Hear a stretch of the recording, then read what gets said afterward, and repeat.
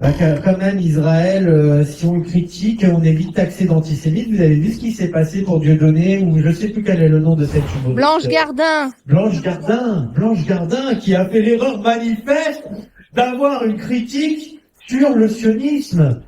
Radio France, non, on peut pas tolérer ça, parce qu'il va y avoir des gens qui vont nous taper dessus en disant vous êtes des antisémites. Et Guillaume Meurice. Ah oui, Guillaume Meurice aussi, il a dû se barrer, du coup, je crois qu'il a émigré à Nova. Oui, à cause du prépuce. Voilà. Donc, De Netanyahou. autrefois, on avait un Pierre Desproges qui lançait une grosse vanne dans la salle en disant il paraît qu'il y a des juifs dans la salle. Ça faisait marrer tout le monde, y compris les juifs.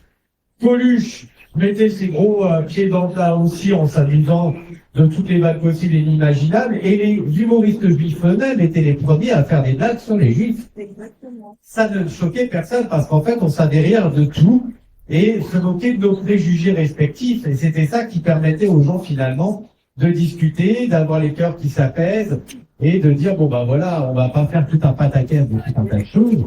Et puis Israël, après tout, si aujourd'hui on est critique avec, c'est pas par rapport à la judéité d'une partie de sa population, c'est par rapport au fait que Israël est un État. C'est un État.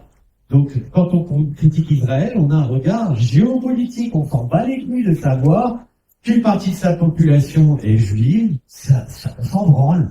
On s'en branle totalement. Alors oui, on peut nous dire attaquer Israël, c'est être antisémite. Mais non, en fait, attaquer Israël sur ce qu'elle fait en Palestine, ou sa prise de contrôle du Golan dont on ne parle plus, ses bombardements au Liban, ou c'est son attaque récente contre l'Iran, État souverain qui ne lui a rien fait, c'est pas avoir un discours antisémite que de dire, en fait, c'est une violation manifeste du droit international public et on peut même qualifier certains actes guerriers d'Israël comme des génocides. Ce qui s'est passé à Gaza, c'est un génocide au regard du droit international.